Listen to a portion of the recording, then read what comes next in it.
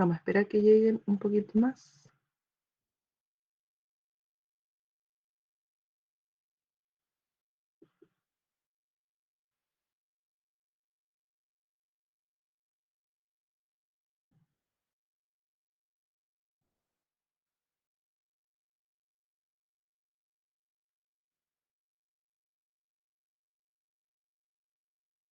No, ya me la tengo aquí. 36. Sí, 36. Ya. Niños, aprovecho de contarles que en este segundo semestre vamos a hacer igual evaluaciones que van a estar distantes más o menos unas 6 semanas, una de otra en cada asignatura aproximadamente. Y esas notas valen para este año. La verdad es que en un principio el ministerio había dicho no se pueden poner notas porque la forma virtual no asegura quién está detrás del computador respondiendo, etcétera. Pero ahora el mismo ministerio cambió de parecer porque se está dando cuenta que está muy difícil el retorno a clase, aunque el ministro insista que sí podemos volver porque el semestre termina en enero, pero la verdad es que lo que envían después como documento da claras luces de que está súper difícil el retorno. Y lo que establece es que se debe colocar al menos una nota por ramo y va a ser la nota con la que tú vas a pasar de curso al final. En el caso de ustedes, es la nota que va a valer como NEM, lo de cuarto medio. Y para colegios que tienen una baja conectividad de parte de los alumnos o un índice de vulnerabilidad social bien alto, para ellos se les va a pedir una nota nada más.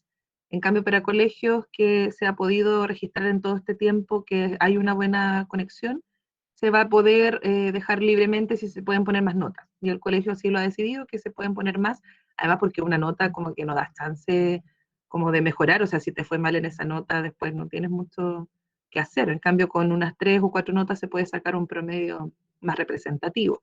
Entonces, la primera nota que nosotros tenemos del primer semestre, en el fondo no vamos a usar como un año así semestral, dividiendo un semestre y luego promediándolo con el otro. Van a ser todas las notas del año, como que fuera un solo periodo escolar.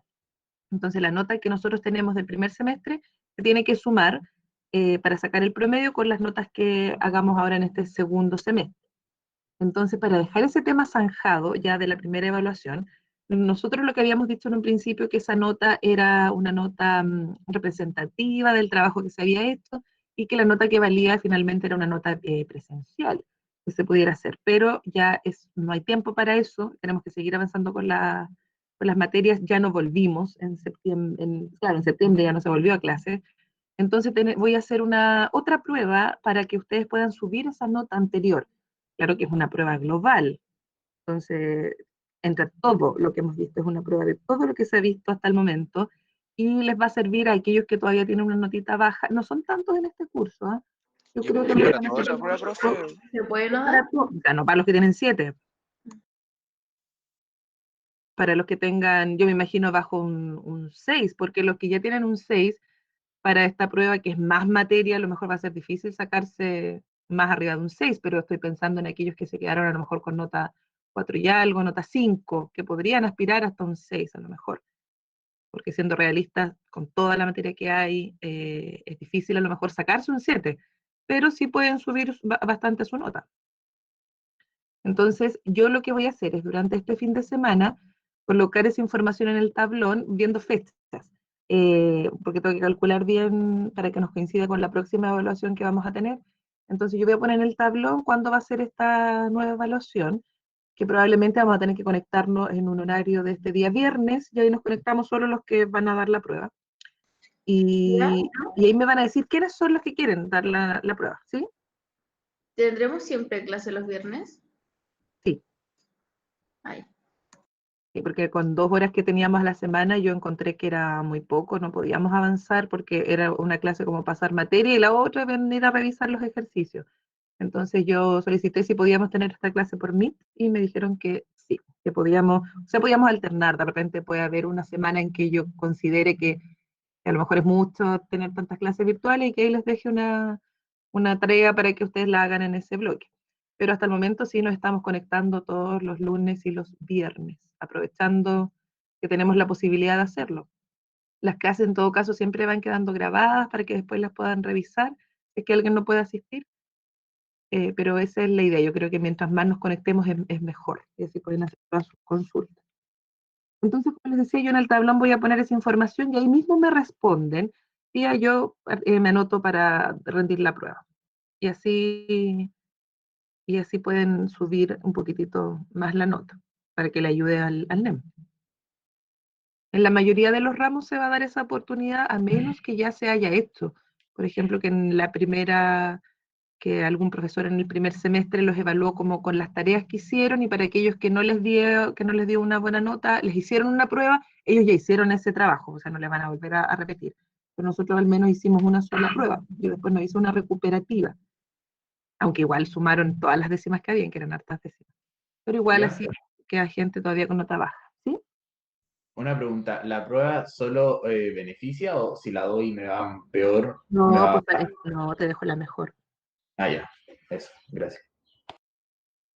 La idea es que realmente sientan que pueden hacer algo mejor, porque no la van a dar por darle, me van a hacer perder tiempo revisando y después van a tener menos nota de la que había. O sea, si de verdad sienten que van a estudiar todos los contenidos, todos sienten que pueden sacarse más de la nota que ya tenían, ahí se inscriben. Si no, no sé cómo van a poder darla, porque tampoco es una prueba regalada, pero difícil, es imposible, no, pues, pero tampoco es sí, puras sumas y restas, por ejemplo.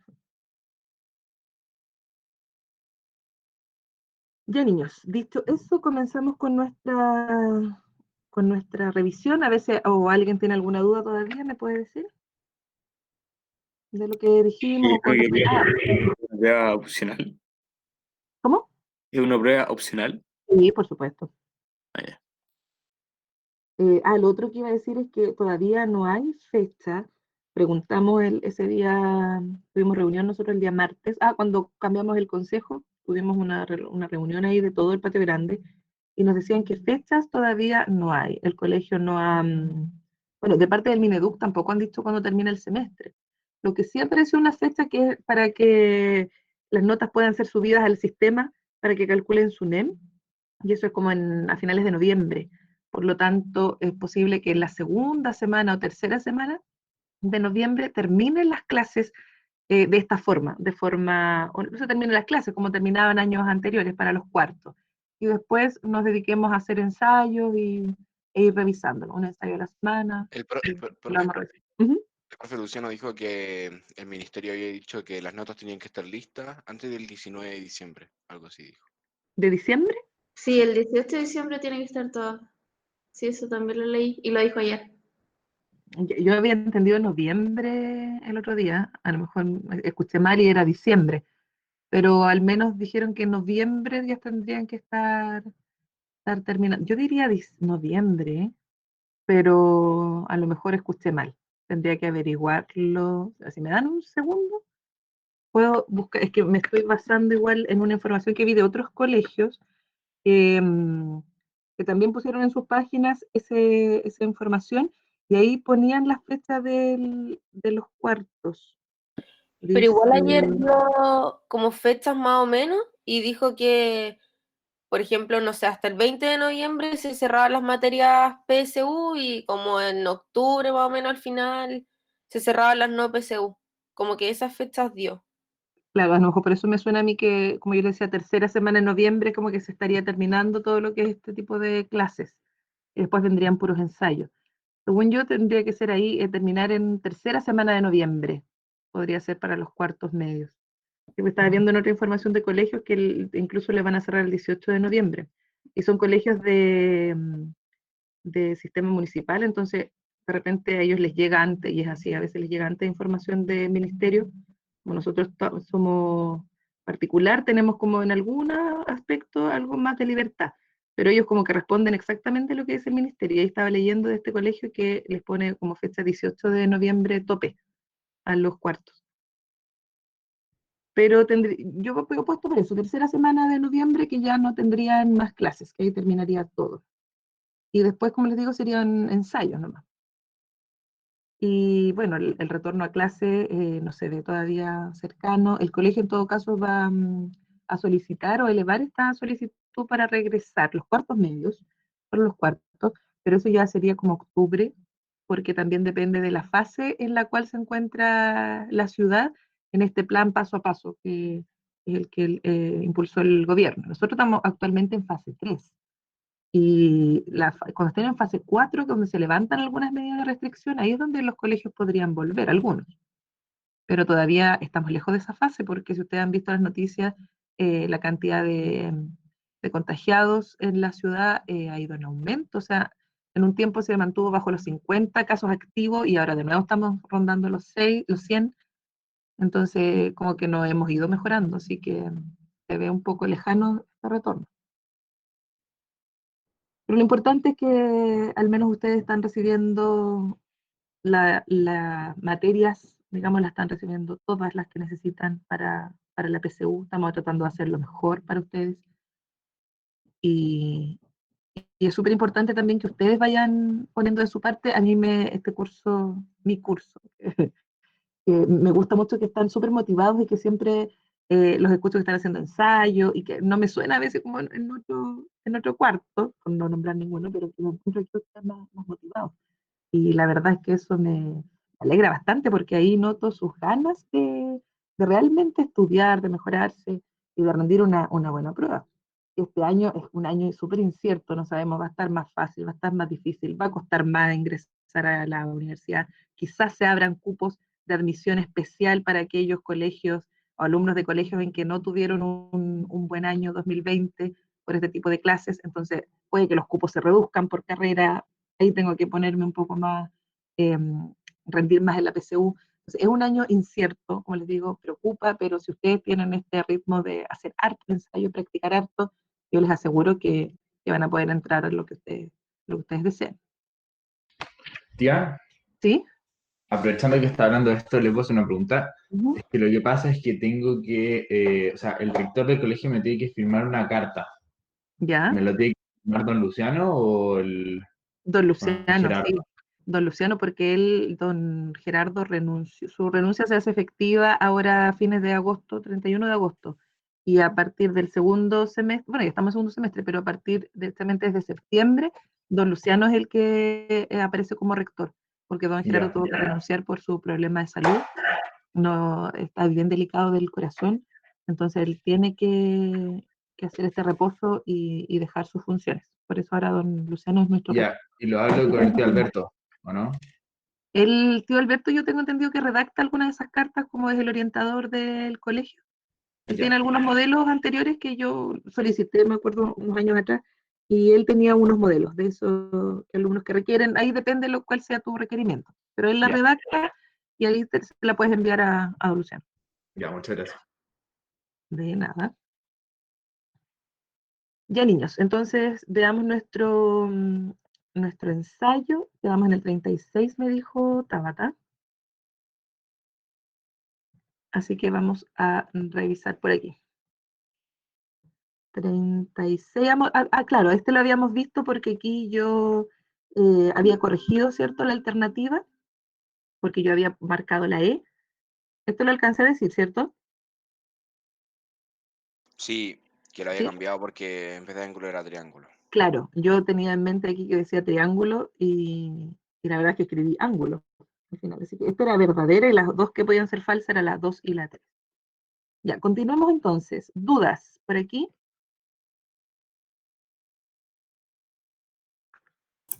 La 37, por favor.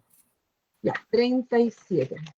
En la 37 dice, si en un mapa a escala de 1 a 20.000, dos ciudades están separadas por 25 centímetros, entonces, ¿cuántos centímetros separan a estas mismas ciudades en otro mapa a escala 1 a 50.000? Aquí es importante que entendamos los modelos a escala. Cuando hablamos de esta escala de 1 a 20.000, significa que una unidad en el plano equivale a 20.000 de esas mismas unidades en la realidad. O sea, si en el plano hay 1 centímetro de separación, en la realidad van a haber 20.000 centímetros de separación, siempre con la misma unidad de medida. Entonces aquí dice que esa escala es 1 es a 20.000. Entonces arriba tendríamos plano y abajo realidad. Entonces, si en el plano hay dos ciudades que están separadas por 25 centímetros, arriba plano, abajo realidad, en la realidad por cuánto estarían separadas. Entonces aquí simplemente hago regla de 3. Para encontrar esta X, multiplico cruzado, 20.000 por 25, y lo dividimos por 1. En estricto rigor, cruzado nomás, porque dividir por 1 nos va a quedar igual. Eso significa que en la realidad las ciudades estarían separadas por 500.000 centímetros. Ahora, si yo llevo esto a otro plano, donde ahora la escala es de 1 a 50.000, por una unidad en el plano hay 50.000 en la realidad, y yo quiero ver cuánto, voy a poner otra incógnita, cuánta distancia habría en este nuevo plano si es que en la realidad hay 500.000. Entonces, bueno, aquí sale fácil mirar esto porque está amplificado acá por 10. Entonces aquí sacamos inmediatamente que esa distancia sería 10 centímetros. Si la quiero encontrar por regla de 3, multiplico cruzado, 1 por 500.000, y lo dividimos por 50.000. Y ahí vamos a encontrar esa distancia en este plano, que como yo les decía sería 10, porque al final se matan esos ceros y me queda 50 partido 5. Entonces, en este nuevo mapa, la distancia que habría es de 10 centímetros.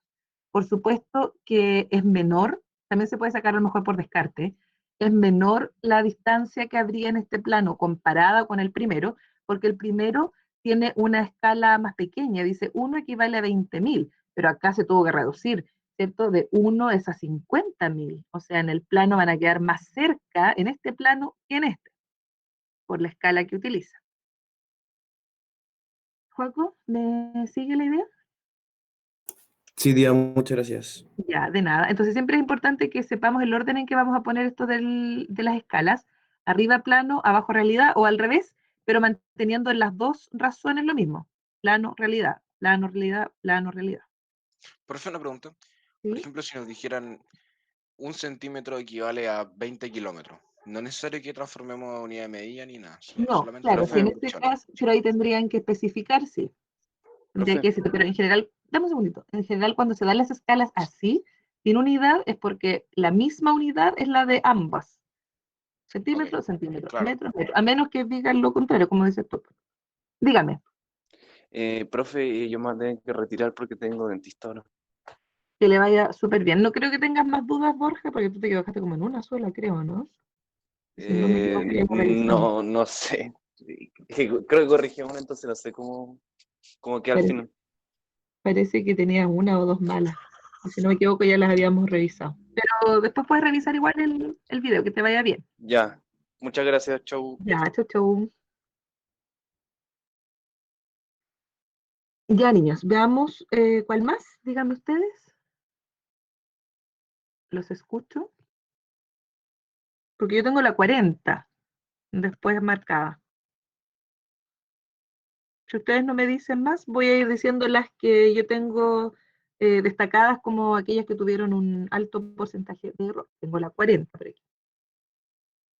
En la 40 dice, un rombo tiene sus vértices en los puntos A, menos 1, menos 3, voy a hacer acá el plano cartesiano, menos 1, menos 3, ahí está el vértice A, el 4, menos 3, 1, 2, 3, 4, menos 3, vértice B, el C, el 7,1, 4, 5, 6, 7,1, ahí está C, y D está aquí, en el 2,1. Entonces aquí tenemos un rombo. El rombo, recordemos que es un paralelogramo que tiene todos los lados iguales. Ese es el rombo. Paralelogramo significa que sus lados opuestos son paralelos.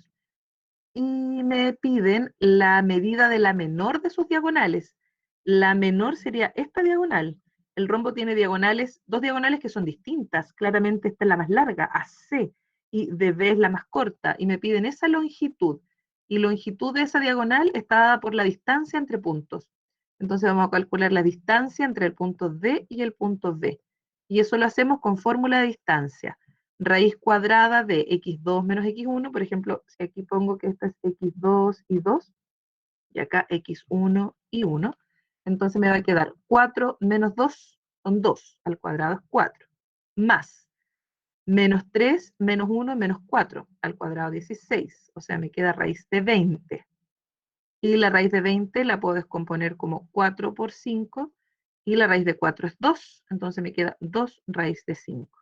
Y eso estaría en la alternativa E. Después, ¿tienen más dudas ustedes? Yo tengo marcada por acá la 46, pero no sé si antes hay alguna otra duda. La 41 es C.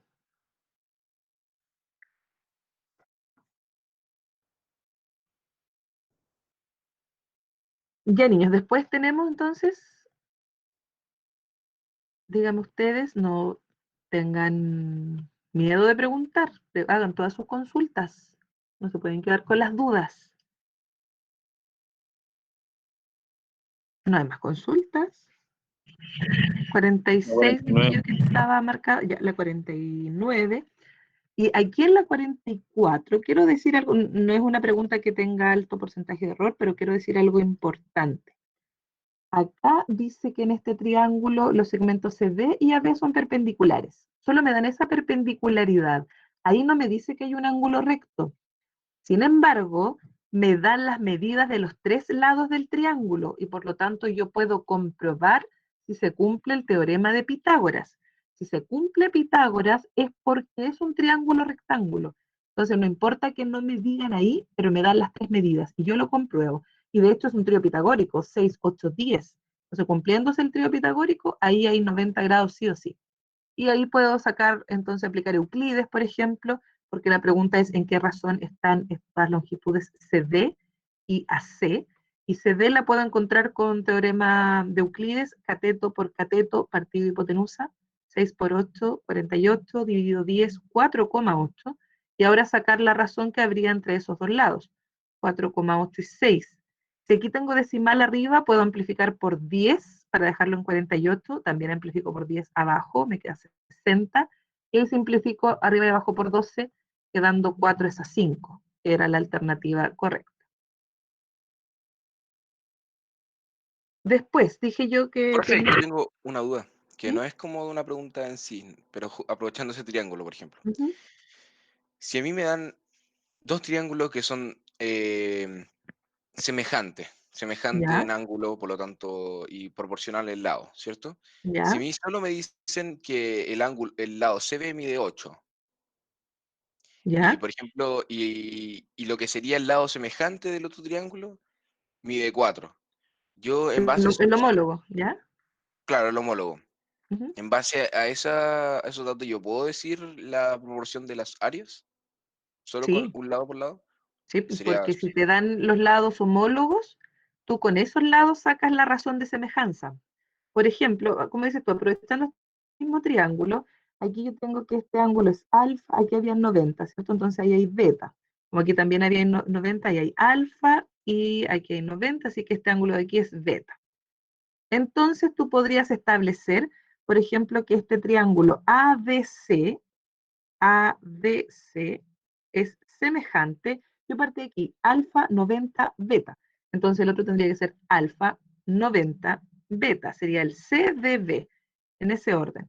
Entonces, si tú sacas aquí la razón, sería la proporción, digo, AD es a CD, como bla, bla, bla, bla. Entonces, si yo te doy AD y te doy también CD, que sería, ¿cuál es CD? Este, AD y CD, con esos dos lados que yo te dé, tú ya puedes sacar la razón de semejanza, porque te estoy dando dos lados que son homólogos, que están en esta misma razón. Y con esa razón la elevas al cuadrado y tendrías la razón de las áreas. o Entonces sea, bastaría tiene la con dos hipotenusa, por homólogos. ejemplo. El 10 es ¿Cómo? a 6. Ah, no, es que estos son dos triángulos diferentes. Ah, no. Yo, claro, usé estos dos.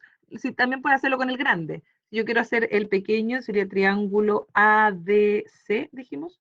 ADC. Si lo quiero comparar con el triángulo grande, como aquí lo nombré alfa 90 beta, el grande también lo nombro así. Alfa, ahí están los 90 y acá beta. O sea, ACB. ACB. Y ahí también sacar la proporción. Por ejemplo, AD es a AC, como DC es a CB, como AC es a AB, por ejemplo. Ahí tienes la hipotenusa. AB está comparada con AC. 6 es a 10, por ejemplo.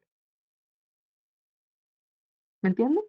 Sí, sí, muchas gracias, profe. Entonces bastan dos lados homólogos y listo.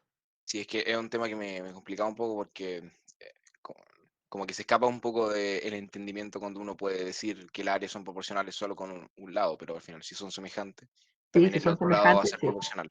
Claro, los otros siguen la misma razón. Gracias, profe. De Tía, nada. ¿Sí? tengo una consulta en la 46, pero en la 1 nomás. Ya, En la 1 de la veámosla. 46. Veamos, dice 46. En un trazo AB se tiene que A es menos 3,4 y B es 3,-4. ¿Cuál de las siguientes afirmaciones son verdaderas respecto al punto medio de AB? Entonces, lo primero que tú tienes que hacer es sacar el punto medio. Y el punto medio de AB va a estar dado por la suma de las coordenadas X, menos 3 más 3 dividido 2, eso es 0. Y la suma de las Y, 4 más menos 4 es 0, dividido 2 es 0. O sea, el punto medio de este segmento es el origen, 0,0. Así que todas estas afirmaciones están dadas en base al origen. Entonces significa que la 1 dice, el origen se ubica a 5 unidades del punto 3,4. Entonces, en el plano cartesiano tenemos aquí nuestro origen, 0,0, y el punto 3,4 está por ahí aprox. Entonces dice que la distancia que hay ahí son 5 unidades. Y esa distancia tú la puedes sacar con distancia entre puntos o más fácil con Pitágoras. Si aquí completamos el triángulo, este cateto mediría 3, este cateto de acá mide 4, porque se llegaban a 3 puntos ahí, y 5. Por lo tanto, esa es correcta. Gracias, tía. De nada. Ah, y profe, ¿Sí? aprovechando también, una duda. Que cuando uno habla de una reflexión en torno al origen, ¿es lo mismo que una rotación de 180 grados? Sí, una simetría central es la reflexión en torno a un punto. Es una Sí. simetría central y equivale a una rotación en 180 grados. Profe, cuando uno dice eso en torno al origen, es como una diagonal perdón, una línea que pasa por Por el origen. el origen con los puntos 1,1, 2,2, 3,3, que se me olvidó el nombre de esa. No, por ejemplo, aquí esta es 3,4 este punto. Tú le puedes encontrar su simétrico respecto al origen, estaría en el punto menos 3,-4 que queda acá. Tú prolongas esta misma línea, la prolongas para acá. Las 5 unidades que iban ahí, las prolongas hacia acá y ahí llegas al punto menos 3,-4. Pero no es la recta, necesariamente la recta y igual X. Ya, sí, ya, cacho. En torno al origen, entonces son 180 grados. 180, ahí está, mira, ahí está la rotación. 180 grados. Es lo mismo entonces simetría central en torno al origen que rotación en 180 en torno al origen. Ya, perfecto, gracias. Ok. Veamos la 47. Dice, un rectángulo tiene perímetro 30. Voy a copiar este en la otra pizarra, que ahí tengo más espacio. Un rectángulo tiene perímetro 30 y uno de sus lados mide 5. Si este rectángulo se hace girar indefinidamente en torno a su lado mayor, se forma un cuerpo de área total igual a. Entonces acá tenemos un rectángulo que tiene un lado mide 5.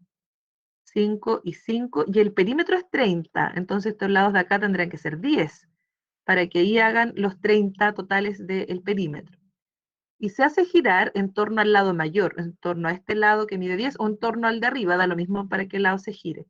Entonces lo que se forma cuando hacemos rotar indefinidamente un rectángulo en torno a uno de sus lados, lo que se genera es un cilindro. Y ahí nos va a quedar entonces un cilindro y nos piden el área total de este cilindro. El área total de un cilindro está dado por la expresión 2pi r cuadrado más 2pi r por h.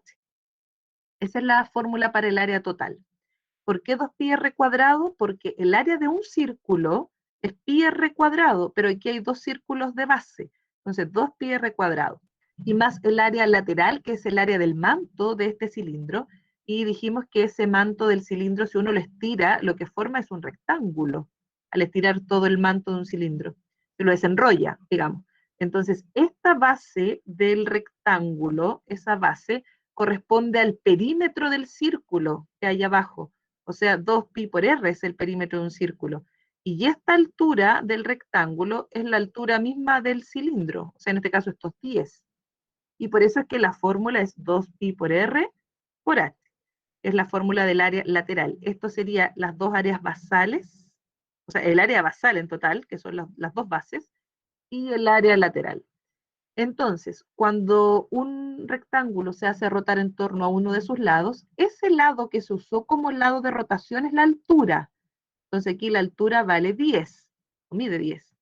Y el radio es el lado que no se usó para la rotación, o sea, en este caso el radio es 5. Y con esas medidas reemplazamos en la fórmula para encontrar el área total. 2 por pi por radio al cuadrado, o sea, 25, más 2 por pi por el radio, que es 5, por la altura, que es 10. Y ahí nos daría 50 pi más 100 pi. Y ahí tenemos entonces 150 pi, que está en la alternativa B. Tía, ¿Sí? ¿esa fórmula de cilindros no tenemos que saberla? ¿O es una...? Mira, en estricto rigor, la materia de cuerpos geométricos ya no aparece en el temario de la PSU, Sí. o de la... Ahora le pusieron PAT, en un tiempo le habían puesto PTU, ahora es PAT, porque la prueba admisión transitoria. Y Ahora no PDT sale ahora. en el... ¿Ah?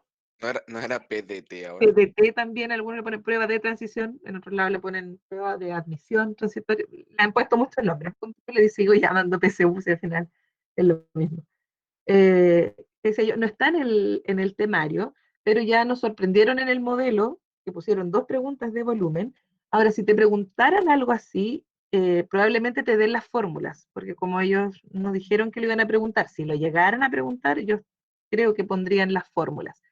Ahora, los ejercicios que aquí yo he puesto van un poquito más allá también, porque esto correspondía a materia que era de cuarto. Entonces también, para no quedarme con esa sensación de que no lo vimos, prefiero repasarlo igual, aunque probablemente no te lo vayan a preguntar, pero igual te sirve un poco para que puedas expandir tu conocimiento más allá del plano y llevarlo, ¿cierto?, al espacio. Profe, una pregunta. ¿Sí? ¿Cuáles son al final, bueno, asumiendo que sí preguntarían volumen, por ejemplo, ¿cuáles fórmulas sería la que usted recomendaría? ¿Las del cono y la del cilindro? Yo creo que sí, con los cilindros y los prismas, específicamente cubo y un paralelepípedo. Pues eso es lado por largo por ancho. Claro, sí, las 3 dimensiones, largo por ancho por alto, en el Eso. caso del volumen y del paralelepípedo. Ya, niños, sigamos, la otra es la 49, ¿cierto? Tía, ¿puedes explicar la 48 también? La 48, ya, dice, si el vector u es el vector 2,1, recordemos que los vectores, ¿qué son los vectores? Los vectores son estos segmentos de recta dirigidos. Entonces, cuando yo hablo de un vector 2,1, estoy hablando de un vector que parte en el 0, 0 y llega como punto final al 2,1. Ese es el vector 2,1. Parte aquí en el origen y llega hasta ese punto. Y la representación al final de un vector tiene que ver como con el punto final nomás donde llega, asumiendo que siempre parten del origen. O sea, todos los vectores siempre se pueden llevar con su inicio al origen. Y ahí llega al 2,1. Tenemos el vector b, que es menos 1,3, o sea, si tú te ubicas acá, menos 1,3, iría el vector desde aquí, desde el origen, hasta ese punto menos 1,3. Ahí tendríamos ese vector. Y el w, el 5, menos 1, que estaría por acá. Entonces, dice los valores de a y b, tales que a por u más b por b corta sea igual a w, son. Y aquí, cuando uno aplica álgebra entre vectores, es decir, sumas de vectores, multiplicación de un escalar por un vector, se hace simplemente coordenada a coordenada. Cuando yo digo a por u, significa que este escalar a, con números reales, lo voy a multiplicar por este vector u, 2,1, le voy a sumar esta multiplicación del escalar se llama cuando es un número real solamente, b por este vector b corta, que es menos 1,3, y queremos obtener w, o sea, obtenemos 5, menos 1.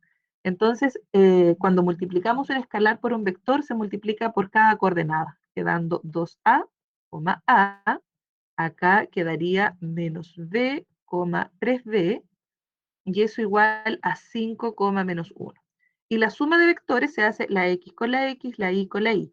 Es decir, me quedaría el vector 2a menos b, a más 3b. Y eso igual a 5, menos 1.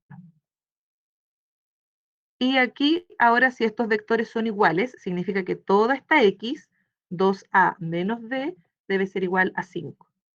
Y toda esta y, que es a más 3b, debe ser igual a menos 1. Y ahí resolvemos un sistema de ecuaciones. Al resolver ese sistema, podríamos arriba amplificar por 3, quedando 6a, voy a seguir aquí arribita, 6a menos 3b igual 15, y abajo nos queda a más 3b igual menos 1. Eliminamos, ¿cierto? Porque sumamos hacia abajo, nos quedan 7a, y acá nos quedan 14, por lo tanto a vale 2. Y si, bueno, hay una sola alternativa que tiene eso, ahí está, porque me dicen respectivamente valores de a y b, ahí está el 2. Entonces, como es la única, esa es la correcta. Y la b, si tú la reemplazas, efectivamente te da menos 1. Si reemplazas el 2 aquí, por ejemplo, queda 2 más 3b igual a menos 1. Despejando esto queda 3b igual a menos 3, así que b valdría menos 1. Sería dado. ¿Me sigue? ¿Qué me preguntó, Flo?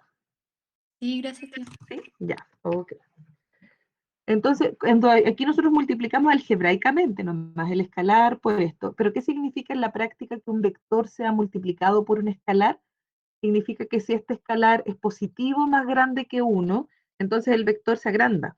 Por ejemplo, justo en este caso, pues el vector, el valor de a era 2, entonces si tú multiplicas 2 por este vector, vas a tener un vector que es el doble, llegaría hasta por acá, al 4,2. Y como era positivo, el vector sigue en ese mismo sentido, hacia allá, se duplica. En cambio, aquí la b nos dio menos 1, o sea, si menos 1 yo lo multiplico por este vector, significa que ese menos primero va a indicar que el sentido se cambia. Entonces el vector sale para acá, al multiplicar por menos 1. Y como era en valor absoluto era 1, la dimensión en la longitud no cambia. Simplemente se va para el otro lado. Si fuera amplificado por menos 2, por menos 3, ahí se duplica o se triplica la longitud del vector, y si el signo es negativo, hace que cambie de sentido. Sigamos, 49 era la otra. La 49 dice, en el triángulo ABC de la figura se tiene que el ángulo BCD, ese que está ahí, es igual o congruente con el BAC, con este alfa que tenemos ahí. Entonces el segmento AD mide, me piden por esa medida. Entonces aquí podemos aplicar lo que yo siempre les he dicho, que en triángulos donde me pidan medidas de lado, o bueno, aquí no me piden específicamente la medida, pero sí me piden la expresión que representa la medida. Pero cuando me piden eso y el triángulo no es rectángulo, porque aquí en ninguna parte me han dicho que aquí hay ángulos rectos, entonces no puedo usar el teorema de Pitágoras, no puedo usar Euclides, por lo tanto mi única opción que va quedando sería ocupar la semejanza de triángulos, que ese es un concepto que me ayuda a calcular medidas de lados. ¿Y qué semejanza podemos ver aquí? Ese ángulo alfa es igual con ese. Y además, este ángulo beta, que está aquí, es un ángulo tanto para el triángulo BBC como para el triángulo ABC. O sea, con ángulo ya tendríamos dos triángulos semejantes. ¿Y en qué orden los vamos a anotar? Vamos a anotar el CBD, triángulo CBD, porque parte de aquí alfa beta, semejante con alfa beta, tendría que ser el otro ABC. ¿Para qué quiero eso? Porque aquí podemos sacar la proporción entre los lados, que CD es a AD, como BD es a BC, y como CD es a AC. Como a mí me piden cuánto mide AD, AD no es parte de ninguno de los dos triángulos que yo puse acá para la semejanza. Entonces, AD lo puedo escribir como una recta. AD equivale a todo este segmento AD, menos este pedacito de acá que sería el BD. Ese es mi segmento AD, y resulta que estos dos lados, AD y BD, sí los tengo por aquí involucrados en mi rectángulo, en mi semejanza de triángulos. Entonces lo que hago ahora es reemplazar uno de ellos para poder llegar a estas alternativas que están acá.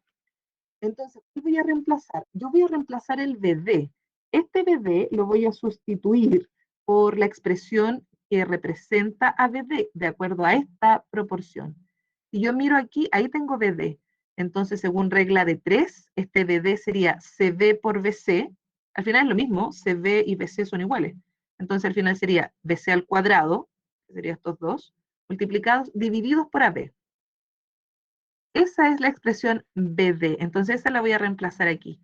Y me va a quedar AB menos, y en vez de escribir BD, pongo esta relación.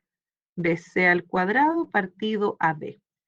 Como esa alternativa no está, yo sé que eso está partido por 1, entonces voy a amplificar arriba y abajo por AB para igualar denominadores. Entonces me va a quedar que AD es AB cuadrado partido por AB, menos BC cuadrado partido por AB. Entonces, como igualamos denominadores, lo mantengo, y arriba me queda AB cuadrado menos BC cuadrado. Y eso estaba acá en la alternativa E. Eso sería. Ahora, ¿por qué yo no reemplacé el AB? También podría haber reemplazado el AB. El punto es que si yo reemplazo AB, de acuerdo a esta proporción, AB sería BC cuadrado, porque es CB por BC, o sea, lo mismo, dividido BD. Entonces, aquí me hubiese quedado partido BD, y resulta que en mis alternativas no tengo aquí partido BD, tengo una partido BD al cuadrado, pero aquí no lo voy a sacar. Entonces, por eso yo no lo hice con esta, reemplazando, sino que reemplazando el de al lado, porque también uno va mirando las alternativas, hacia dónde debemos llegar. Ahora, en otro curso me dijeron, tía, pero aquí coincidía igual si es que uno lo hacía con teorema de Euclides, no sé qué. El punto es que no se puede. Se puede que en este caso a lo mejor coincide y que efectivamente había un triángulo, rectángulo, etc. Pero en general nosotros no podemos hacerlo si es que no sabemos que aquí hay un ángulo recto y ahí también.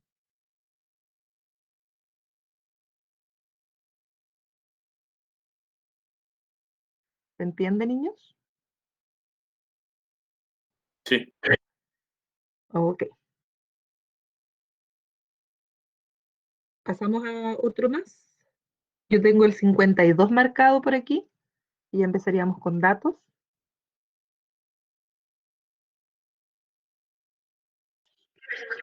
Ya, 52. 52 dice, un conjunto formado por 5 números naturales distintos tiene media 17, o sea, promedio 17, y mediana 20. ¿Cuál es el máximo valor que podría tomar el número mayor de este conjunto? Entonces nosotros tenemos 5 datos, x1, x2, x3, x4 y x5. Son números enteros, una cantidad impar de datos. Por lo tanto, la mediana es este dato, el valor central, cuando están ordenados de menor a mayor. Y la mediana me la dan, es 20. Por lo tanto, los números son x1, x2, 20, x4 y x5. Y además me dicen que el promedio o media es 17. Eso significa que si sumamos los 5 datos y los dividimos por 5, lo que obtenemos es esta media 17. Y por lo tanto podemos despejar y nos quedaría que esta suma de los 5 números que ahí tenemos sería 5 por 7, 85. Y más aún, si separamos estos 4 datos, que son los desconocidos para mí, tendríamos que esa suma de los 4 datos es 65, porque este 20 pasaría restando acá. Esa es la suma de estos 4 datos que yo estoy desconociendo, 65. La pregunta dice, ¿cuál es el máximo valor que podría tomar este número mayor? El mayor es el x5. Entonces ahora quiero ver este valor máximo. Para que este tome su valor máximo, ¿qué tendría que ocurrir con los otros términos? Tendrían que tomar sus valores mínimos. Tendrían que Lo tomar sus anterior valores era el 20. mínimos. Eso. Los anteriores al 20 tendrían que tomar lo mínimo posible para que de esa forma este quedaría lo más grande posible. Entonces el X1 tendría que ser, ¿qué número? 1, 1. El X2, 2, 2, porque dice que los números son distintos. Entonces no le puedo poner 1 de nuevo. Llego al 20. El X4, ¿cuál tendría que ser obligatoriamente? 21. 21, ¿cierto? Que es lo menor que podría tomar. Y de esa forma ya llevo 1 más 2, llevo 3, más 21 llevo 24. O sea, entre el X1, el X2 y el X4, entre esos tres sumo 24. Entonces, más el último término, que es el X5, tendrían que sumar 65.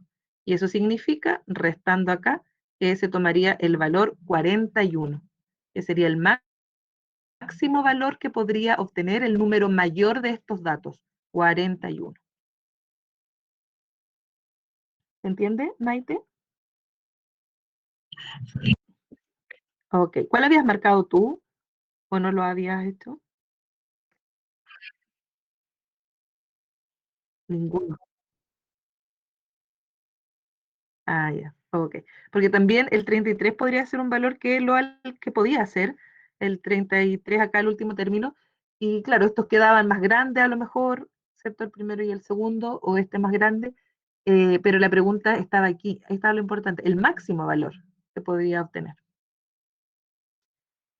Ya, niños, después yo tengo marcada la 54. La 57, por favor. ¿Y la 57?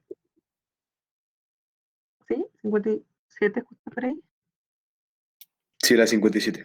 Ya. Veamos entonces primero 54. Dice, si A, B, C y D son 4 números enteros consecutivos, tales que A es menor que B, menor que C, menor que D, ¿cuál de las siguientes expresiones representa la mediana de este conjunto de números?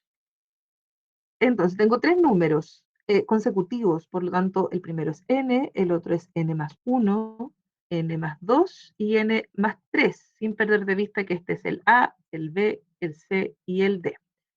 Entonces, esta es una cantidad par de datos. Es una cantidad par de datos, la mediana es el promedio de los dos datos centrales. Por lo tanto, la mediana será la suma del dato B más el dato C dividido por 2. Esa es la mediana. Es decir, 2n más 3 partido por 2. Entonces, la pregunta dice, ¿cuál de estas expresiones también representa la mediana? La primera dice A más D partido por 2. Este es A, el n, más el D, que es el n más 3, partido por 2. O sea, el promedio de los extremos. Y eso efectivamente me da 2n más 3 partido por 2. Así que coincide con la mediana. Es lo mismo. Así que la 1, sí. La 2 dice A más B partido 2 y le sumo 1. Hagamos la ecuación. A es n, más b es n más 1, partido por 2, o sea, hagamos la ecuación, hagamos la expresión algebraica, más 1. Y 1 es 2 partido 2. Ese 1 que está aquí yo lo puedo representar de esa forma para que se igualen los denominadores. Entonces me va a quedar mínimo, el denominador común es 2, y arriba me van a quedar 2n más 1 más 2, que son 3. O sea que obtengo la misma mediana. Entonces la 2 también. Y la 3 dice que es el promedio de todos. El promedio es la suma de todos, o sea, n más 1, más n más 2, más n más 3, todo eso dividido por 4. Si hacemos esta suma nos quedarían 4n más 6 dividido por 4. Y si esta fracción la dividimos por 2 arriba y abajo, entonces nos va a quedar 2n más 3 y abajo partido por 2. O sea, nos da lo mismo que la mediana. Por lo tanto, en este caso, son todas correctas. Y de hecho aquí nosotros podemos generalizar, como aquí usamos los términos generales para cada uno de estos términos A, B, C y D, podemos decir que siempre que los números sean consecutivos, la mediana coincide con el promedio de los datos. Eso va a ocurrir siempre, sea cual sea la cantidad de datos que haya. Si son consecutivos, enteros consecutivos, por supuesto, entonces el promedio es igual a la mediana. Así que esta la podríamos haber sacado simplemente sin tener que hacer el cálculo. digamos, si uno se sabe esa propiedad. Después teníamos la 57. Ya, podría ser la ¿Sí? 56 rapidito, por favor. La 56, ya, 56 y 57. La 56 dice, Juan le dice a Pedro, juguemos a lanzar 3 monedas comunes. Si todas las monedas muestran el mismo resultado, te doy 2000. En otro caso, tú me das 1000. Entonces es verdadero que Pedro diga. Veamos, cuando lanzamos 3 monedas, según nuestro triángulo de Pascal, si lanzamos 3 monedas, estamos aquí. Ese me quedó raro, un 1. Estamos en esta fila. Entonces, aquí se supone que al lanzar 3 monedas, en un solo caso vas a obtener 3 caras. O sea, todos los resultados iguales. En 3 casos obtienes 2 caras y un sello. En 3 casos obtienes 1 cara y 2 sellos. Y en un caso obtienes los 3 sellos. Entonces, Juan le dice a Pedro que si salen todas las monedas iguales, o sea, si todas muestran el mismo resultado, o sea, me salieron todas caras o todas sellos, él gana 2000. Entonces, la probabilidad de que los resultados sean iguales estaría dada por ¿cuántos casos? En un caso se da que son todas iguales, las 3 caras, y en un caso se da que son todas iguales, las 3 sellos. O sea, en 2 de un total de 8 casos, si sumamos toda esta fila, tiene 8 casos totales. Esa es la probabilidad de que salgan iguales, 2 de 8 o un cuarto, ¿cierto? Si simplificamos ahí nos da un cuarto. Y en otro caso, dice, o sea, el otro caso es cualquiera de los otros, o sea, 6 octavos. Esa es la probabilidad de los otros casos. Probabilidad de otros casos serían 6 octavos, o simplificado, 3 cuartos. Claro, 3 cuartos. Entonces, ¿qué dice acá? Pedro va a ganar 2000 si es que salen todos los resultados iguales. Entonces, para calcular el resultado esperado, la esperanza estaría dada por la probabilidad, un cuarto, ¿cierto?, de que salgan todos iguales, multiplicado por lo que gana, que son 2000 pesos. Más, esto estaría dado por, bueno, lo que pierde, menos, lo que pierde, menos, aquí va a perder, ¿cuánto dice? Pierde 1000, si es que salen todos los resultados distintos, en otros casos, 3 cuartos. Y sacamos la esperanza en el fondo en este ejercicio. Y al simplificar aquí nos queda 500, acá nos queda 750.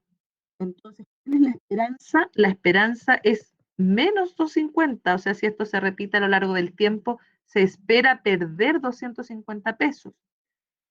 Ese es como el promedio al final. Entonces, ¿qué diría Pedro?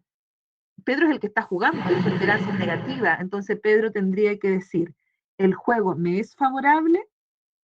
No, no le es favorable.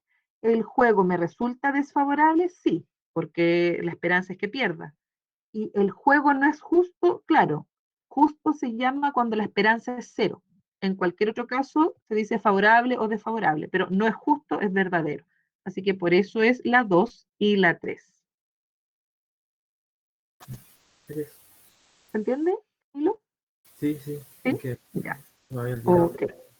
Esperanza, sí, era ese, aunque ese concepto ahora no viene al menos en el temario, pero es importante porque igual involucra las probabilidades. Ya, gracias. Ok. Y la otra es la 57. La 57 dice, ¿cuántas muestras sin orden y sin reposición de tamaño m se pueden seleccionar de una población de tamaño n, sabiendo que m vale 8 y que n vale 10? Aquí hay que tener en cuenta qué significa esto de las muestras sin orden, sin reposición. Supongamos que yo tengo un conjunto de 3 datos, el 1, el 2 y el 3. Y yo a ustedes les digo, formen números de 3 cifras con estos 3 números.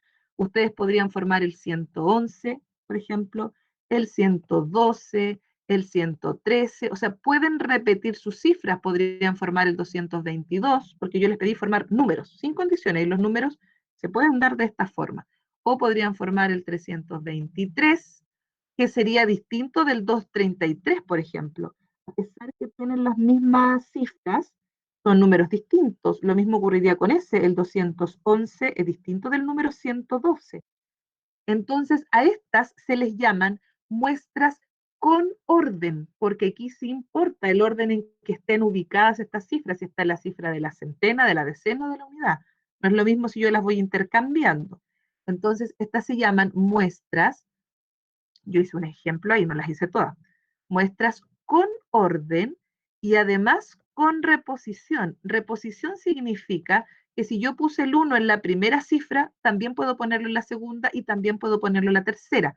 En el fondo es, saqué el número, ¿cierto? Lo saqué de este conjunto, lo puse ahí, pero después lo devolví a la caja, supongamos, y lo puedo volver a obtener de nuevo. Eso es cuando es con reposición. O cuando uno saca naipes, ¿cierto? De una baraja, saca uno, mira la carta, la devuelve, eso es con reposición, o sea, puede volver a salir escogido o con repetición. Y para calcular estas muestras, ¿cuántas serían en total? Yo pienso en lo siguiente, pienso que tengo que formar numeritos de esta forma, con 3 casillas, centenas, decenas, unidades. Para la primera casilla tengo 3 opciones, para la segunda sigo teniendo las mismas 3 opciones, y para la tercera tengo las mismas 3 opciones, o sea, tengo un total de 3 elevado a 3 opciones. Eso sería cuando es con orden y con reposición. Ahora, lo que aquí dice es sin orden y sin reposición. O sea, si de este conjunto yo saco todas las combinaciones que puedo hacer sin orden, es decir, que la combinación 123 es la misma que la 321. Entonces, eso se llaman sin orden, sin reposición, y las que puedo formar serían estas. 123, también podría formar el conjunto, ¿cuál otra más? ¿Puedo formar otro grupo? 2, Donde, 3, 1. ¿qué pasaría con el 2, 3, 1? Ah, no, sería lo mismo. La 3, 3, misma. 3. Entonces aquí No. en el fondo yo podría escoger solamente un grupo de Claro. 3 elementos. Es el mismo, 123, 321, 231, 321, serían todos iguales. ¿Dijo sin Porque aquí repetición, profe? es sin repetición. ¿Por qué? Porque yo no puedo sacar el 1 y volver a extraerlo, porque cuando dice sin reposición es que obtuve el 1 y ya no lo vuelvo acá. O sea, las otras opciones que me quedan son el 2 y el 3. Saco el 2 y ya no lo puedo volver a escoger y la única que me queda es el 3. O sea, aquí yo podría hacer un solo grupo de 3 números donde no importa el orden y sin reposición además. Esto es lo que ocurre cuando hablamos de muestras sin orden y sin reposición, es lo que ocurre en el juego, los juegos de azar, por ejemplo, el loto. En el loto uno puede escoger números, si no me equivoco, hasta el 40. Esas son tus opciones y tienes que escoger en tu cartola 6 números. Entonces yo puedo haber, y obviamente cuando uno hace el juego te lo dan en orden. Ya, yo escogí el 1 para este juego, el 5, el 15, el 16, el 21 y el 38. Escogí estos 6 números para jugar al loto, esos 6. Y se resulta que cuando hicieron el sorteo, lo primero que dictaron es el 38, después salió dictado el 1, después dictaron el 21, después salió el 15, después salió el 16 y al final salió el 5. No importa el orden, lo que va a importar es la combinación de números que salieron, me lo gané igual. ¿Se fija? Aunque yo obviamente no los di en ese orden porque uno los tiene que dar de menor a mayor, y aquí cuando salen sorteados salen en cualquier orden, pero estas son iguales, es una misma combinación y no tiene reposición porque cuando en el sorteo sacaron el 1, ¿cierto? Lo sacaron y no lo volvieron a la tómbola, siguieron sacando otros, entonces ahí no hay reposición.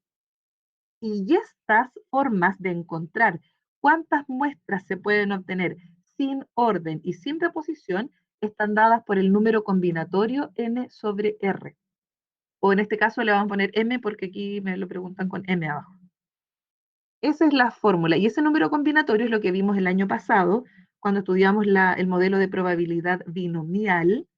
Cuando estudiamos eso, dijimos que ese número se obtiene de la forma n factorial dividido m factorial por esta diferencia factorial, n menos m. Esa es la fórmula para el número combinatorio. Esto de todas formas lo vamos a repasar cuando empecemos el repaso de la parte de azar. Ahí voy a mostrar, recordar todas estas fórmulas, la que vimos acá, de las permutaciones, al final son estas con repetición, estas combinaciones sin repetición, etc. Entonces, con esta fórmula nosotros podemos calcular todas las muestras sin orden y sin reposición que se pueden hacer de un total de n elementos si escogemos solamente m de ellos. Entonces aquí la pregunta es, de un total de 10, vamos a escoger 8. Entonces es el número combinatorio 10 sobre 8. Según la fórmula sería 10 factorial dividido 8 factorial, que es el que está abajo, por la diferencia factorial, que es 2. ¿Y qué significa el 10 factorial? 10 factorial es 10 por 9, por 8, por 7, por 6, por 5, por 4, por 3, por 2, por 1. Entonces yo el 10 factorial lo puedo escribir como 10 por 9, y para no seguir escribiendo todo lo que sigue, le pongo un 8 factorial, porque eso resume todo lo que va después. ¿Y por qué llego hasta el 8? Porque abajo también tengo un 8 factorial y se pueden matar. Y me quedaría el 2 factorial, que es 2 por 1, que al final es 2 nomás. Entonces arriba me queda 10 por 9, 90, dividido 2, 45.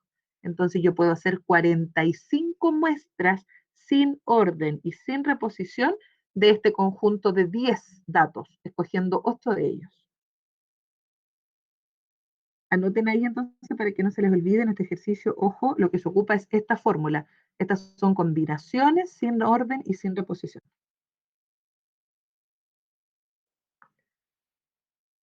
¿Cuál más, niños? ¿El 58? ¿Quedó claro o no?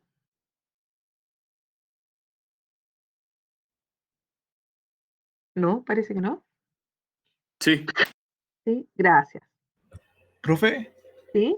si fuera con orden, ¿cómo sería la fórmula o cómo lo haría? Si fuera con orden, esas se llaman variaciones. Y esas se escriben así: variaciones de 10 elementos sobre un total de 8. Y esas están dadas por la fórmula 10 factorial y abajo partido 10 menos 8 factorial. Esa es la fórmula para las variaciones, si es que fuera con orden. Solo con orden y sin reposición, porque si fuera con orden y con reposición hay que hacer esto. Por ejemplo, déjame, voy a hacer otra paginita. Ahí. Si te piden, como dijimos, con orden y con reposición, y de 10 elementos tú tienes que escoger 8, entonces ahí haces las casillas. Y dices, yo tengo que escoger aquí, ¿cierto? Tengo 1, 2, 3, 6, 7, 8. Entonces, si te piden con orden y con reposición, significa que aquí tienes las 10 opciones para poner. Acá tienes las 10 opciones de nuevo. Aquí también tienes las 10, porque con reposición significa que puedes volver a escogerlo. Entonces tienes por 10 por 10. En el fondo es la cantidad de elementos, que son 10, elevado a los que tienes que escoger. Que te va a quedar 10 por 10 por 10 por 10, 8 veces. Eso sería con orden y con reposición. Después vamos a hacer Mandela me acordaba que hay un mapa conceptual. Yo lo he hecho también años anteriores, donde uno va viendo. Lo primero que se pregunta es, ¿importa el orden o no importa el orden? Y después se va preguntando, ¿con reposición o sin reposición? Y ahí van saliendo todas las fórmulas. Así que si es que no se acuerdan por el momento de todo esto, porque esto lo vieron con primero o segundo medio, y si no se acuerdan, las vamos a recordar todas, ¿ya? Pero sería este caso si fuera con reposición y con orden. Y si fuera lo que tú me preguntabas, sin reposición, pero con orden, entonces también lo puedes hacer con las casillas, para no ocupar la fórmula de las variaciones. Porque aquí tienes 3, 6, 7 y 8. Y dices, para mi primera opción tengo 10, pero para la segunda ya no tengo 10 porque no la puedo repetir, 9 opciones. Para la tercera tengo 8, 7, 6, 5, 4 y 3. Esas serían entonces todas tus opciones, que es lo mismo que escribir, como yo te decía, variación de 10 sobre 8, que es 10 factorial dividido 10 menos 8 factorial. ¿Por qué es lo mismo? Porque te va a quedar arriba 10 factorial y abajo va a quedar 2 factorial. Entonces, este 10 tú lo puedes descomponer en 10 por 9, por 8, 7, 6, por 5, por 4, por 3, por 2 factorial para eliminarlo con el que tenías abajo, y al final te queda esto mismo, 10 por 9, por 8, por 7, por 6, por 5, por 4, por 3. Entonces siempre tienes esta opción de hacer las casillas o de ocupar la fórmula de las variaciones. ¿Rubén me preguntó o no? ¿O no era Rubén? Identifique mal la voz. No era yo, era Mati. Mati, ya, Mati Menares. Ya, gracias, tía. De nada. Veamos la siguiente. ¿Cuál tenemos aquí? Díganme ustedes, 58 o no. Niños, ¿por qué están tan callados hoy día? 59. 59, dice. Ya, veamos la 59. 59 dice, de un conjunto de datos se puede determinar la media aritmética si se sabe que, primero, la desviación estándar es igual a la varianza. Recordemos que la desviación estándar equivale a la raíz cuadrada de la varianza. Desviación es la raíz de la varianza. ¿En qué casos la varianza podría ser igual a la desviación estándar? Cuando igual Cuando puede darse Cuando es 1. Cuando uno. 1, ¿cierto? Si la varianza es 1, entonces la desviación tendrá que ser la raíz de 1. Y eso es 1. ¿Y en qué otro caso? 0. Cuando es 3. Cuando es 0. Si la varianza fuera 0, eso implica que la desviación estándar también es 0, raíz de 0. Ahora, ¿qué significa que un conjunto de datos tenga una varianza que es 0 o desviación que es 0? Todos sus datos son iguales. Que todos los datos son iguales. Y en ese caso, si todos los datos fueran iguales, la media aritmética sería el mismo dato que está repetido. O sea, si yo me saqué puro 7 en el semestre, mi promedio es 7, igual a todos los datos. Entonces, yo podría determinar esa media a partir de la varianza si es que esta fuera 0. Pero si fuera 1, no puedo. Si la varianza es 1, entonces no puedo saber cuál es la media aritmética. Por lo tanto, la 1 por sí sola no sirve. La 1 era un distractor pensando en que alguien solo pensara en este caso, de que la varianza fuera 0 y ahí se podría sacar la media. Pero también está esta situación. Entonces, 1 por sí sola no nos sirve. Y por lo tanto se descarta también la D. La D no puede ser. Después dice la 2, el conjunto está formado por una docena de datos. Obviamente que por sí sola no nos sirve, porque ¿qué sacamos con que sean 12 datos y no sabemos cuáles son los No datos? dice nada. No dice nada. Entonces la B descartada. Y si junto a ambas, tampoco podríamos resolverla porque está de nuevo esta duda, o es 0 o es 1. Entonces, como no sabemos cuál de ellas dos es la varianza, no sabemos cuál es el comportamiento de los datos y no podremos, a pesar de saber que son 12 datos, no podremos sacar la media. Por eso es que aquí en este caso se requiere información adicional.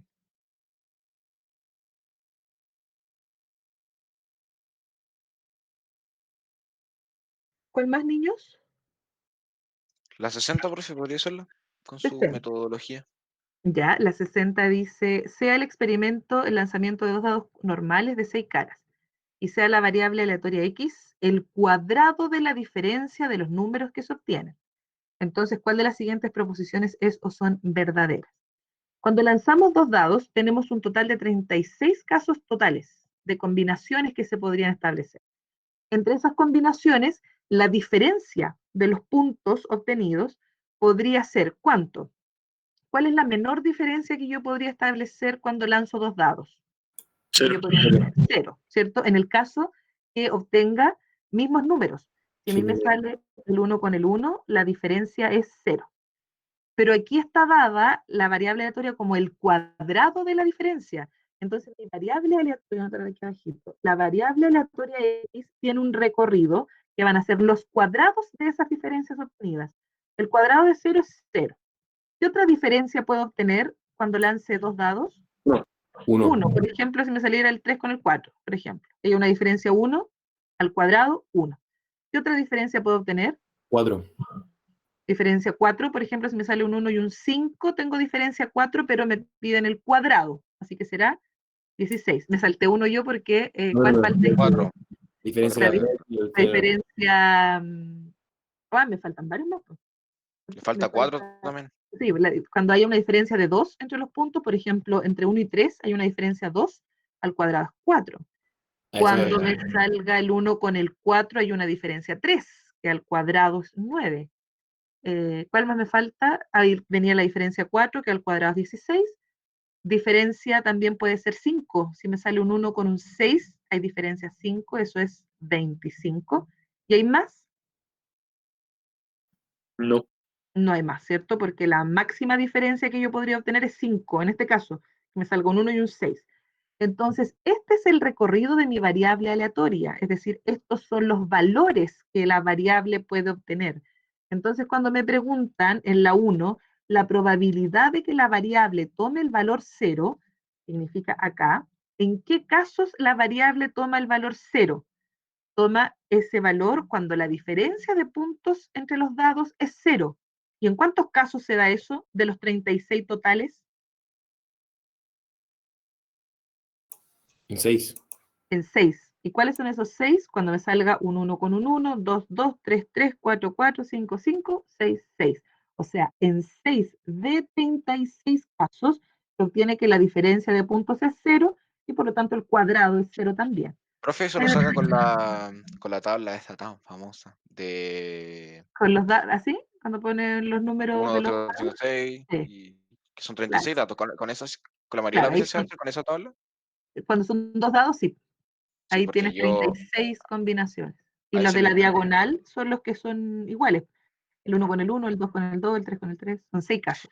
hacer como manual, pero muy difícil hacerlo sin esa tabla. Sí, no, la tabla con esta ayuda harto. Entonces la 1 es correcta. La probabilidad de que la variable tome el valor 0 es un sexto, o 6 de 36.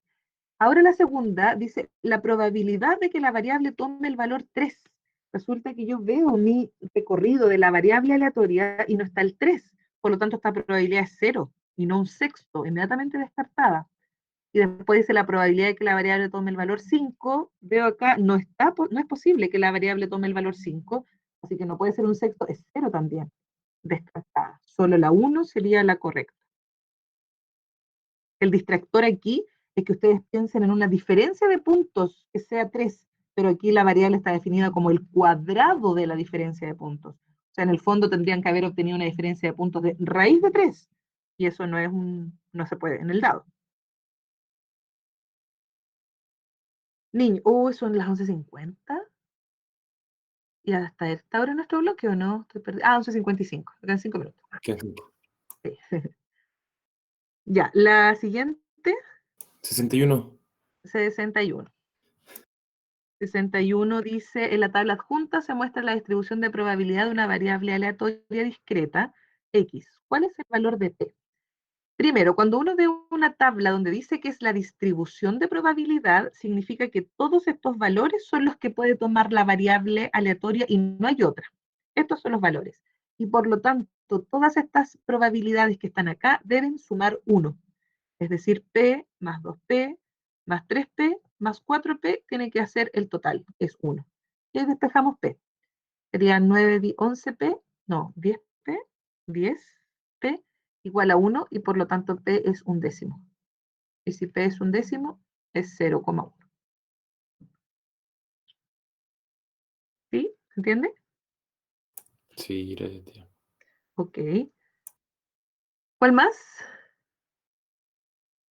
La 63, por favor. 63. Dice, Rubén y Marcos lanzan 4 veces una moneda cada uno. ¿Cuál es la probabilidad de que cada uno obtenga exactamente 3 sellos? Lanzar una moneda 4 veces lo podemos hacer con el triángulo de Pascal, y que en términos de probabilidades es lo mismo que lanzar 4 monedas. Una moneda 4 veces o 4 monedas es lo mismo. Entonces estamos en esta fila, aquí en la última, es la cuarta fila del triángulo, porque lanzamos 4 veces la moneda. Aquí dice que en un caso se obtiene la cantidad máxima de caras o de sellos que se puedan obtener. Vamos a decir que en un caso se obtienen los 4 sellos. En 4 casos se obtienen 3 sellos. En 6 casos, o hay 6 maneras de obtener 2 sellos, hay 4 maneras de obtener un sello y hay una sola manera de obtener 0 sellos. Claro, esa única manera de obtener 0 sellos es que me salgan puras caras. O esa única manera de obtener 4 sellos es que me salgan los 4 sellos. Esas 4 maneras de obtener 3 sellos significa que podrían ser un sello, sello, sello y la cara al final. O sello, sello, cara y sello al final. O sello, cara, sello, sello. O cara, sello, sello, sello. Estas son las 4 maneras que dice ahí de obtener exactamente 3 sellos. Entonces dice, ¿cuál es la probabilidad de que cada uno obtenga exactamente 3 sellos? Cuando dice que cada uno obtenga, en el fondo dice que los dos obtengan, que obtenga Marco y Rubén. Eso significa que las probabilidades se deben multiplicar. Entonces, que Rubén obtenga 3 sellos ocurre, dijimos, en 4 casos de un total de toda esta suma, que son 16. Es decir, un cuarto es la probabilidad de que Rubén obtenga los 3 sellos. Y marcos sería multiplicar la misma por un cuarto. Y eso nos da un 16avo, que está aquí en la alternativa dado. Gracias, profe, es que se me había olvidado la existencia del triángulo. Del triángulo. Porque, claro, porque sacar todas las posibilidades es más difícil. Con el triángulo de Pascal vas sacando al tiro en cuántos casos se da esta opción. Sí, Profe, sí, lo una saqué uno por uno y me pregunta. rendí, después que ya filo a lo mismo. Gracias, tía. Ya, de nada. Profe, ¿Mandela? ¿Sí? ¿entran cálculos de varianza y pero cálculo No, como uno calculándolo, así como no. Sacaron del temario 100% las libre? medidas de dispersión, no dice. Lo de datos aparece hasta las medidas de posición. Y de hecho yo el resumen que tengo para la otra semana, la guía que hice, puse eso, es lo que sale en el temario nomás, no puse todo lo que hemos visto, variable aleatoria no sale, ni dispersión, ni varianza, hasta rango. La única medida de dispersión que sale es rango, que es el dato mayor menos el dato menor. Claro. Así que según el temario, Profe, por ejemplo, en el PREU nos enseñaron una fórmula que a mí me parece excesiva, que es ya. estimación de la moda para datos agrupados en un intervalo modal. No. Eso sí que no sale. De hecho, yo ni me sé esa fórmula, cada vez que es que tengo que volver a repasarla, porque límite inferior del intervalo modal del por intervalo frecuencia. modal, Profe, y por era la una fórmula. amplitud, no me acuerdo cuánto era. Sí. Y la profe nos dijo textual, si van a hacer una pregunta difícil, van a hacer esta. Yo No, creo que es imposible que hagan una pregunta no, como esa, profe, porque una no, fórmula que nunca ha no salido. tiene sentido. No, porque al final es la estimación justamente de la moda. Ni siquiera es la moda. La moda la preguntan siempre cuando son datos no agrupados, o que están en una tabla repetido un solo dato, pero sin intervalos.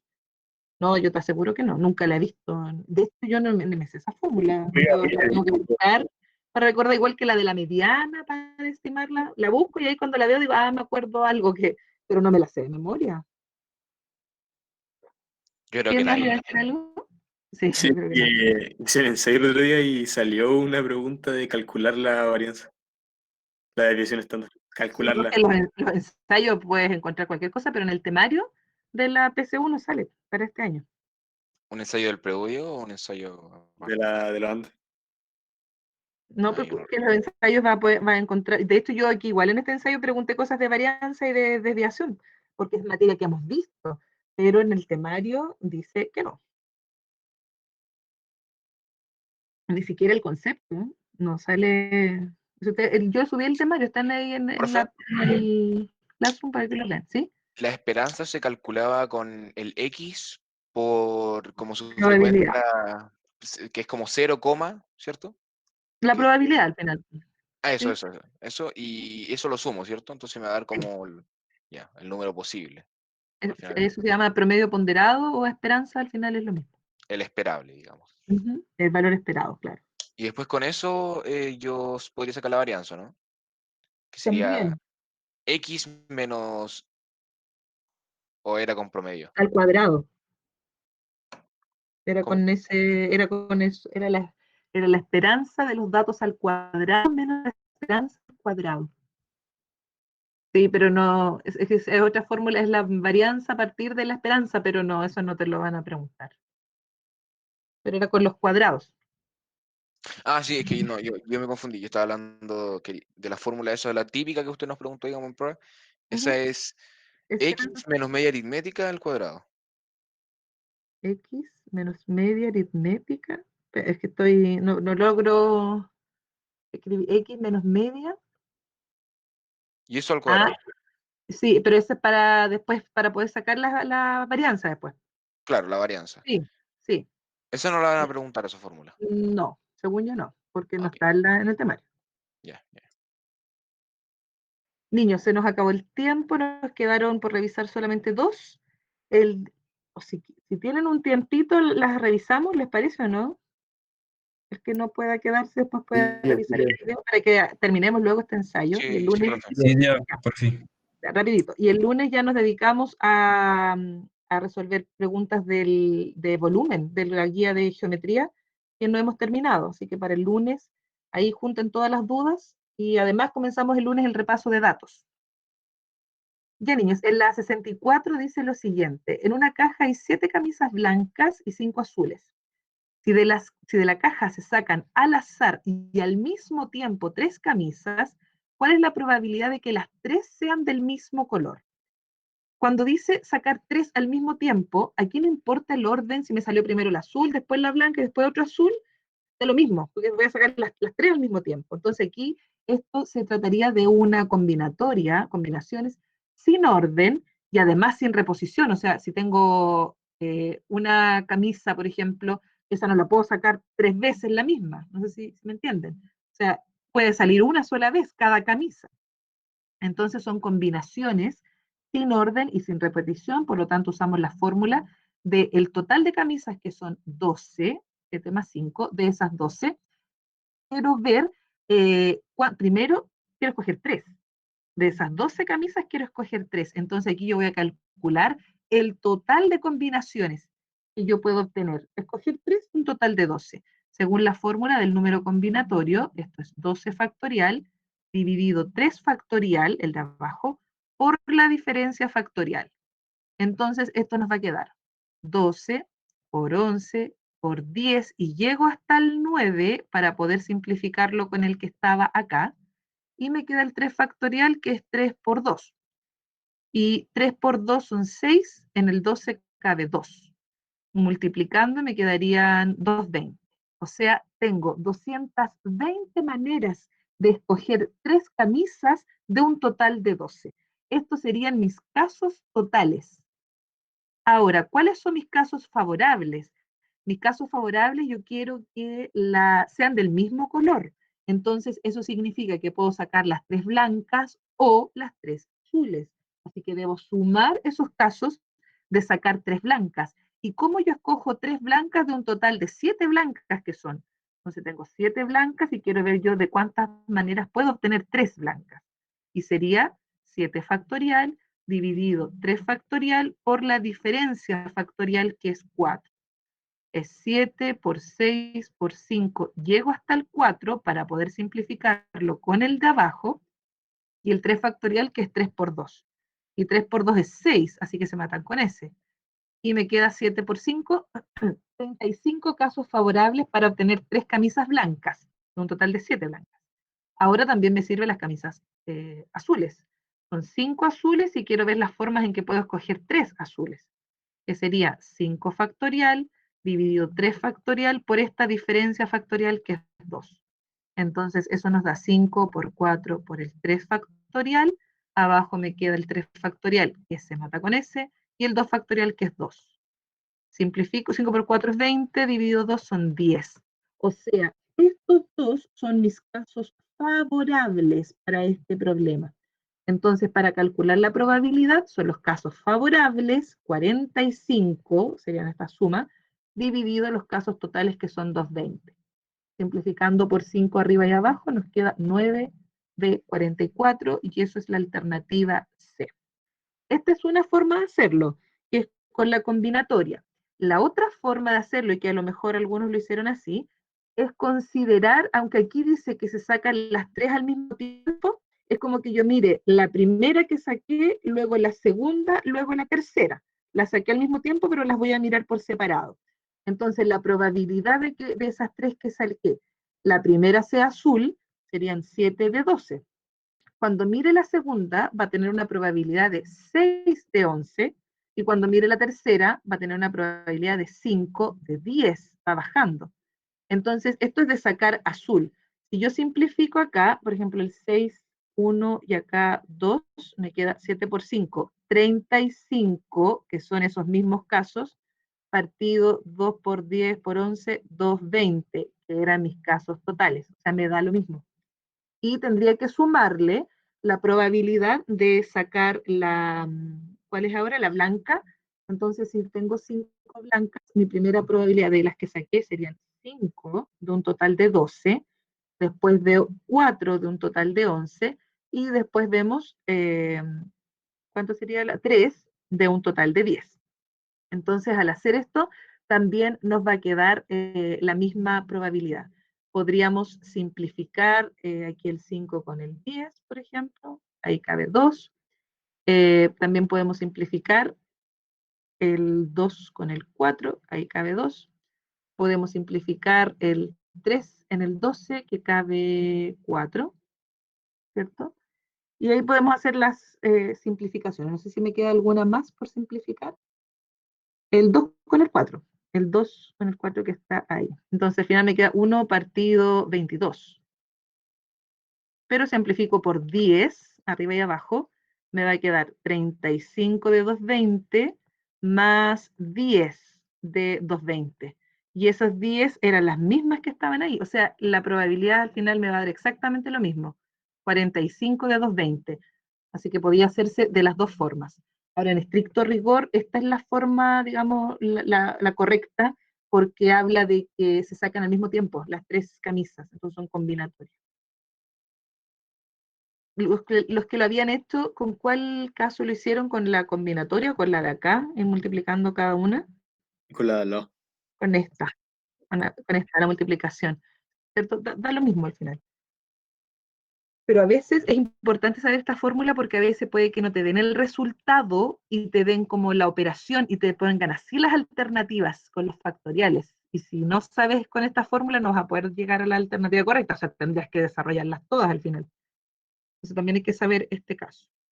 Y ahí nos quedaría solamente uno, que es el 65, donde dice, en un salón de eventos se lleva a cabo una rifa que otorga un único gran premio. Cada persona que asistió compró exactamente un número, y se puede determinar la probabilidad de que una mujer gane el premio si se sabe que. Con la 1 dice, en el salón hay 50 mujeres. Obviamente no me sirve esa información porque no tengo el total de personas. O sea, no sé cuántos hombres más habrán ahí en el salón. Así que la probabilidad sería 50 partido no sé cuánto, es el total. Entonces la 1 por sí sola no me sirve. Descarto A y B. La 2 por sí sola dice que la cantidad de mujeres es un tercio de la cantidad de hombres, o al revés, los hombres son el triple de las mujeres. Así que si las mujeres son X, los hombres son 3X, haciendo un total de personas de 4X, que sería la suma de mujeres más hombres. Entonces la probabilidad de que gane una mujer estaría dada por número de mujeres, que es X, no lo sé, y número total de personas, que es 4X. Y resulta que ahí se simplifica y me da un cuarto, o sea, la probabilidad es 0,25 o 25%. Así que las dos por sí solas sí sirve, por eso es alternativa B. Entonces aquí la moraleja para este ejercicio es que uno, no importa aquí cuántas mujeres haya, no me sirve la 1, sabiendo la proporción, eso sí es lo que me importa, proporción de mujeres en torno al total de personas, eso es lo importante para sacar la probabilidad. Por eso es B. Eso, niños, espero que haya quedado claro, que hayamos resuelto la mayoría de sus dudas. Y para el día lunes, entonces, acumulen ahí sus preguntas de la guía de cuerpos geométricos, que con eso ya terminamos. Y después vendría el repaso de datos, que es nuestro último eje temático para repasar. Estén atentos al tablón donde voy a poner las fechas de la prueba recuperativa para quienes crean que pueden subir su nota. Y ahí se van anotando, me van respondiendo, tía, anóteme, yo la voy a dar. Eso, niños, gracias por su participación. Maite, Gracias, va a decir profe. algo, ¿no? Sí, en la prueba PSU, en la prueba mía. El electivo, me estás hablando. Sí, en electivo, sí, calculadora, sí. No es como tan prueba, pero sí una evaluación. Pero igual vamos a estar conectados, así que pueden hacer algunas consultas. Ya, niños, muchas gracias, que estén bien. Chao, profe.